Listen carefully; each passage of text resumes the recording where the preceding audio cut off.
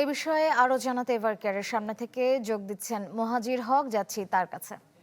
মোহাজির, বেগম জিয়ার শারীরিক অবস্থার এখন কি পরিস্থিতি?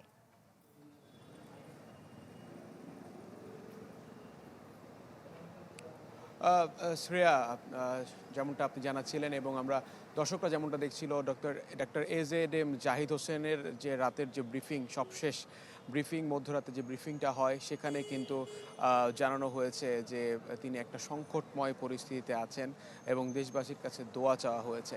আসলে বেগম জিয়ার যে অবস্থা, তিনি বেশ অনেক দিন ধরেই আসলে এই অবস্থায়, গত 23 নভেম্বর থেকে যখন তিনি এই এভার কেয়ার হাসপাতালে আসেন, এরপর থেকে কিন্তু বলা হয়েছে যে তিনি ক্যাবিন থেকে সিসিইউ থেকে আইসিইউ এই অবস্থার মধ্যে আছে। এবং আপনারা নিশ্চয়ই জানেন যে তিনি যখন তাকে বিদেশ নিয়ে যাওয়ার কথা হয় এবং কাতারের আমিরের পাঠানো যে এয়ার অ্যাম্বুলেন্স, সব কিছু নিয়ে যখন আলোচনা, তখনও কিন্তু আসলে পরবর্তীতে তার যে অবস্থান, তার যে শারীরিক অবস্থান, সেই অবস্থার কারণে তিনি আসলে আর দেশের বাইরে উন্নত চিকিৎসার জন্য যেতে পারেননি। এইসব অবস্থার মধ্যে দিয়েই কিন্তু বেগম জিয়া এখনও যাচ্ছেন। তারপরেও কিন্তু ডাক্তার জাহিদের যে ব্রিফিং, সেখানে কিন্তু তবুও একটা আশার আলোর একটা আভাস দেখা যাচ্ছে যে তিনি দেশবাসীকে দোয়া চাওয়ার মাধ্যমে দেশবাসীর কাছে দোয়া চেয়েছেন।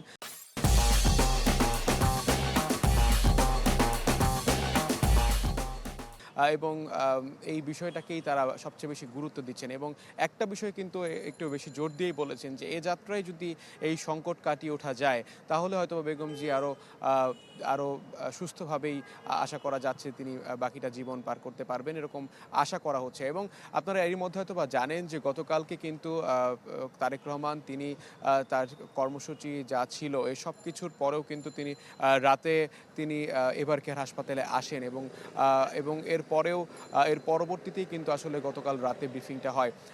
আর আর আর এর আর এর পরপর কিন্তু আমরা দেখেছি যে তার যে ৩০০ ফিটের যে সমাবেশ ছিল, তারেক রহমানের যে ঐতিহাসিক প্রত্যাবর্তন, সেখানেও কিন্তু তিনি বারবার তার মায়ের কথাটাই স্মরণ করেছেন, মায়ের জন্য দোয়া চেয়েছেন, মায়ের জন্য দোয়া চেয়েছেন।